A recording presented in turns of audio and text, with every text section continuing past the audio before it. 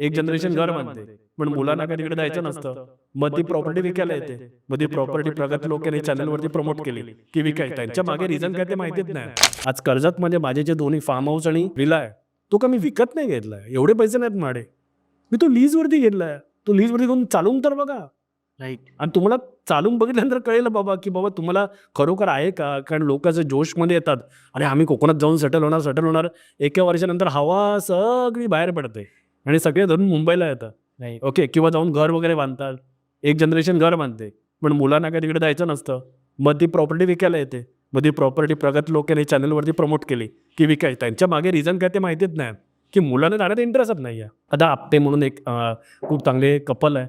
Okay, तर त्यांनी खूप मोठी अशी जागा घेतली आहे एकर्समध्ये. त्याच्यात त्यांनी रतांब्याची झाडं लावली. त्यांचा ब्रँड क्रिएट केला. त्यांनी रतांब्याचं तर प्रोडक्शन करतात. कोकम आगळ, तो कोकमाचा कोकम सरबत वगैरे खूप चांगलं काम करतात. पण त्यांचा एक मुलगा US ला आहे, एक मुलगी पुण्याला आहे आय टीमध्ये.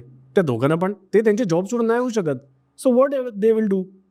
मग ते काय म्हणतात, अरे प्रगत कोणतरी चांगलाच माणूस बघ ज्याला या बिझनेसमध्ये इंटरेस्ट आहे, तर त्याची तू मला सांगड घालून दिलीस तर चांगलं आहे.